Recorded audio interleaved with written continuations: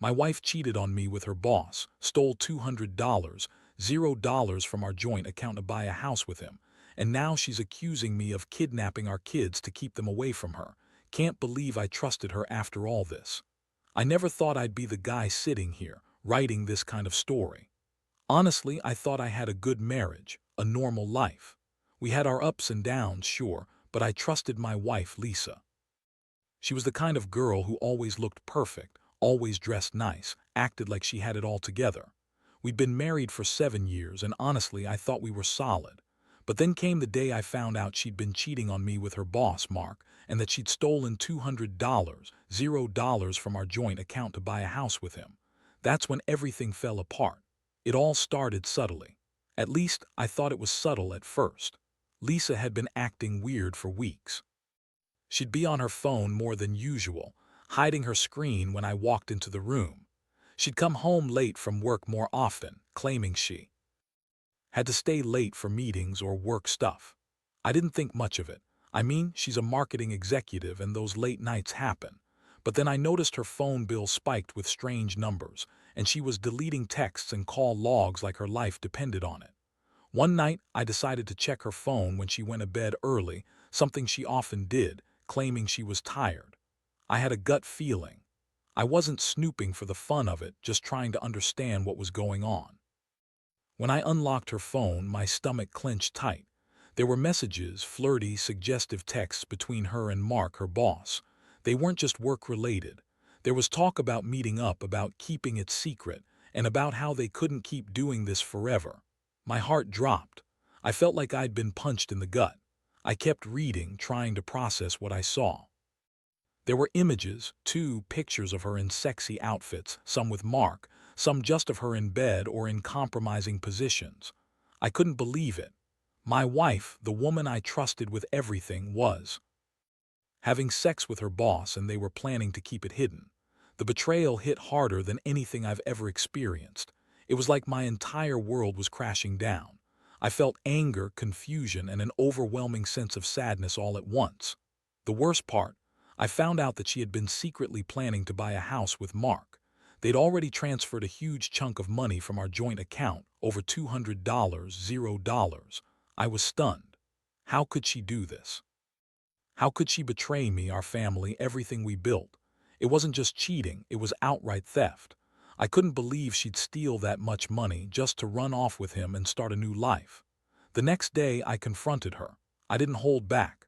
I showed her the messages, the photos, the bank statements. Her face went pale, and she tried to deny everything at first.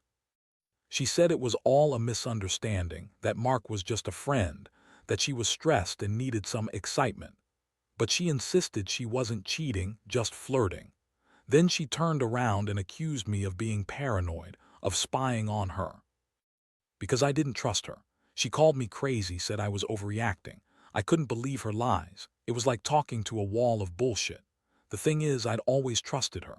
I never thought she'd do something like this. I thought we had a good life, a good marriage.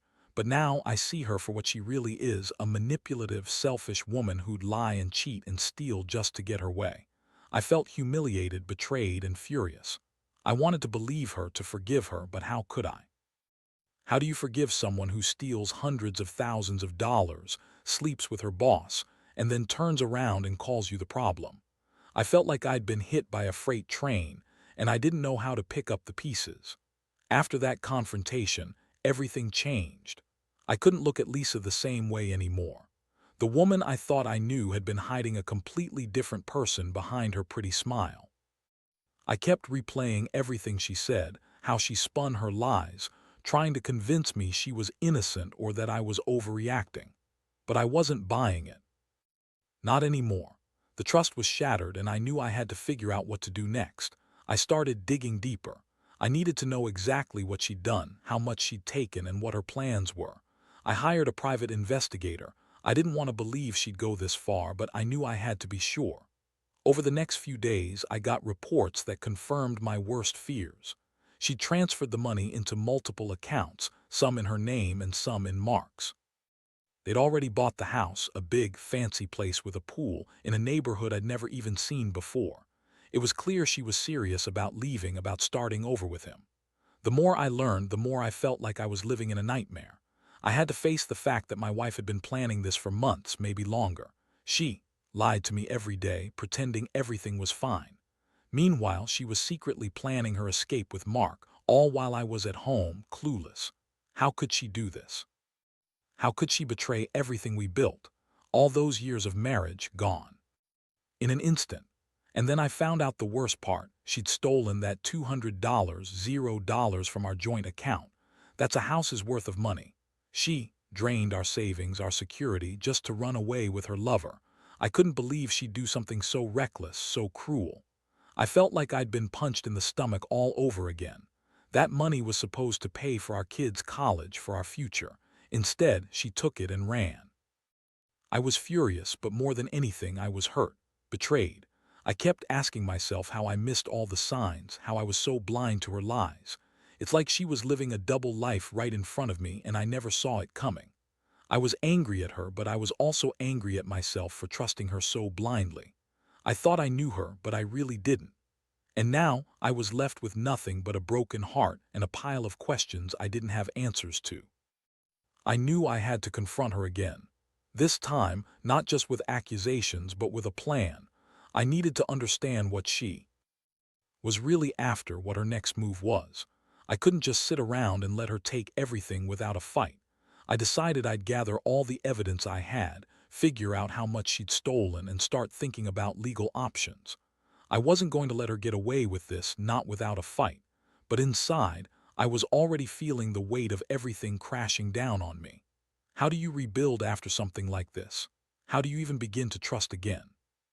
Those questions haunted me every night, and I knew the worst was yet to come. After I collected all the evidence, the bank statements, the messages, the photos, everything, I realized I couldn't just confront Lisa again without a plan. I was furious, but I knew I had to stay calm, think strategically. I couldn't let her spin more lies or manipulate her way out of this.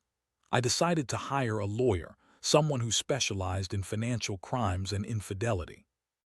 I needed to know what my rights were, especially since she'd stolen such a huge amount of money. The lawyer confirmed what I already suspected. Lisa had committed fraud and I had grounds to take legal action.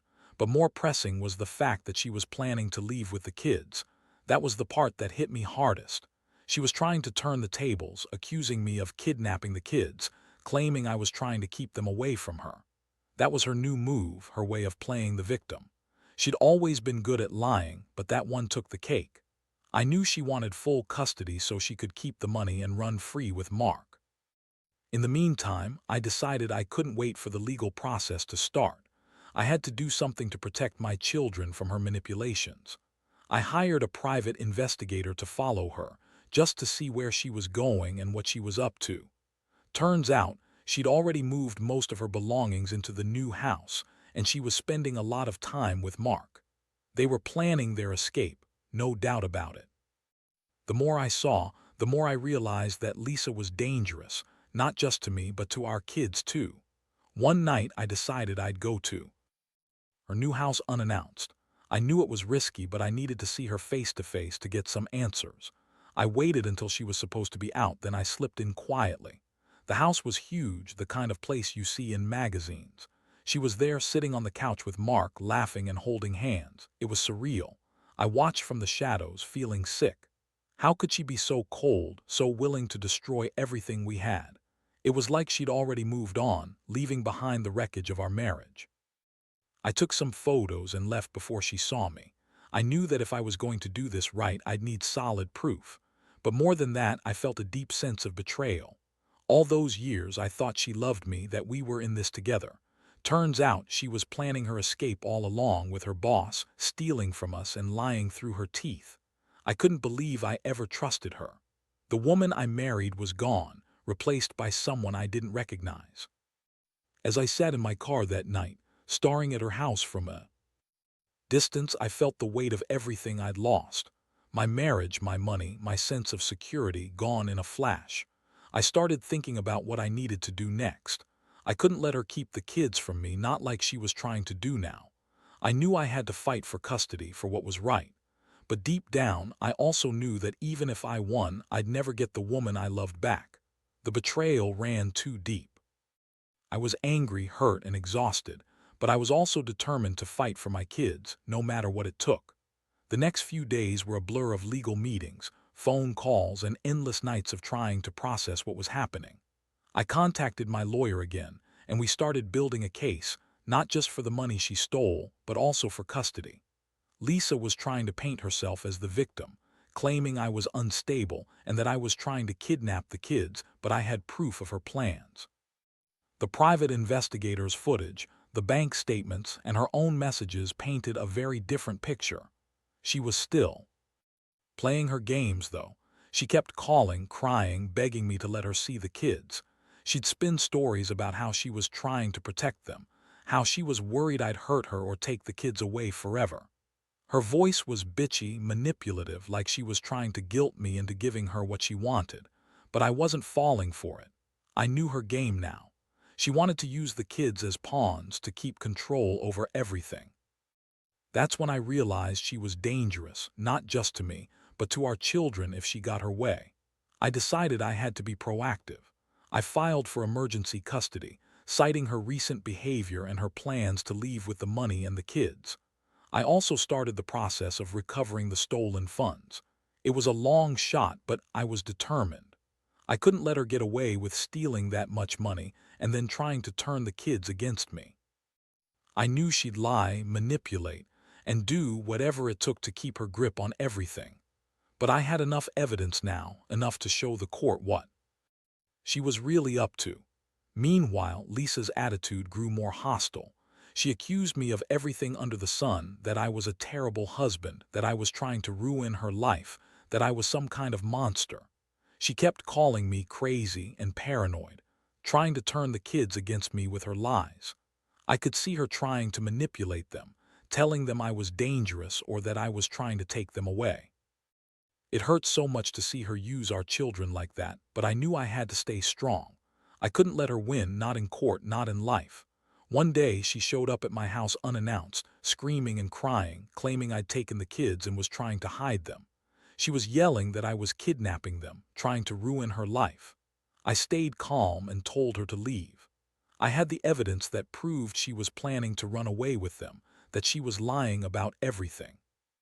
Her face twisted with anger and she called the police, claiming I was threatening her. I stayed quiet, knowing I had done nothing wrong, just trying to protect my children from her lies. That night I sat alone in my house, feeling more betrayed than ever. I realized she'd been lying to me for months, maybe longer. She'd been planning her escape, stealing our money, and now she was trying to turn the kids against me. I felt like I was drowning in a sea of lies and betrayal. But I also knew I couldn't give up. I had to fight for my rights, for my kids' safety. I couldn't let her manipulate her way out of this. I'd already lost so much, my trust, my peace of mind, but I wasn't going to lose my children, not without a fight. The court hearing was a nightmare, but I knew I had to face it head on. I presented every piece of evidence I had: the bank statements showing the stolen money, the private investigator's footage, the texts, everything. My lawyer argued that Lisa's behavior was unstable and that her plans to run away with the kids and the money were clear signs she was unfit to have sole custody. Lisa, of course, spun her lies, crying and claiming I was trying to ruin her, that I was dangerous, and that she only wanted what was best for the children. But her words rang hollow when the judge looked at the facts. The judge didn't buy her tears or her excuses. After hearing all the evidence, she granted me temporary custody of the kids, citing Lisa's suspicious behavior and her attempts to manipulate the situation. It was a small victory, but it felt like a huge relief. Still, I knew Lisa wouldn't give up so easily. She was already plotting her next move. That same day, I started the process of recovering the stolen money. The bank froze her accounts, and we filed for restitution. It was a long shot, but I wasn't going to let her get away with it. I also began working with a forensic accountant to trace every dollar she'd taken. I wanted to make sure she paid for what she'd done. It was partly about the money, but mostly about justice. I couldn't stand the thought of her walking away, rich and free, after betraying everything we built. Meanwhile, Lisa's attitude grew even more hostile. She called me every name in the book, accusing me of kidnapping the kids, of trying to ruin her life. She'd threatened to take me to court to fight for full custody, but I had the evidence now. I knew what her game was. She was trying to manipulate the system, spin her lies, and keep the money she'd stolen. I saw right through her, and I was prepared. One night, I received a call from her. She was hysterical, claiming I'd taken the kids again and that she was calling the police. I stayed calm, told her I hadn't done anything wrong and that I was only trying to protect them from her lies and manipulations. I told her to stop playing these games and to think about what was best for the children. She yelled, cursed, and hung up. I felt exhausted but also relieved. I knew I was doing the right thing, even if it was the hardest thing I'd ever had to face. I kept telling myself that this was just a chapter in my life, that I'd get through it. But deep down, I knew the scars would stay: the betrayal, the loss of trust, the pain of seeing my wife turn into someone so different. Still, I was determined to be there for my kids, to protect them from her lies, and to rebuild my life one step at a time. The road ahead was uncertain, but I knew I wouldn't let her destroy everything. I'd fight for what was right, even if it meant facing the worst. In the end, everything changed, not just the way I saw Lisa, but how I saw myself. All the trust I'd given her, all the years we shared, felt like they had been erased in an instant. I learned a harsh truth. Sometimes, the person you love the most can also be the person who destroys you the quickest. I spent a lot of nights questioning whether I could ever truly trust again, whether I could forgive her for what she did. But I also realized that forgiveness isn't about forgetting or excusing the betrayal. It's about finally letting go of the anger and pain so I could move forward. The legal battles took months, but eventually, I got the court's approval to recover the stolen money. Lisa was ordered to pay restitution, and her plans to run away with the kids were thwarted. She lost custody of the children, not because I wanted that, but because the evidence proved she was unfit to care for them with her manipulative, reckless behavior. Watching her walk out of court, her face a mask of fury and desperation, was one of the hardest moments of my life. But I knew I had done everything I could to protect my kids and myself. Now, I'm rebuilding. I've started therapy to deal with the emotional scars, and I've become more cautious about who I trust. I still think about Lisa, about how she betrayed me, but I refuse to let her define my future. The kids are with me now, safe and loved, and I'm doing my best to give them a stable, honest life. I've learned that betrayal cuts deep, but it also teaches you who you really are: resilient, determined, capable of surviving even the worst storms. Looking back, I wish I'd seen the signs sooner. I wish I'd been more aware, more cautious. But I also know that sometimes, no matter how much you trust, people can surprise you in the worst ways. My advice to anyone reading this: never ignore your gut. Keep an eye on the money, the signs of manipulation, and the way your partner treats those around them. Trust is built over time, but it can also be broken in a second. Protect yourself and don't be afraid to fight for what's right. Most importantly, I've realized that life doesn't always go as planned. Sometimes you get knocked down hard, but what matters is how you get back up. I'm still healing, still trying to put the pieces together. But I know now that I'm stronger than I thought, and I'll never let someone's betrayal destroy me again. I've got my kids, I've got my sanity, and I've got a future I'm determined to rebuild one step at a time.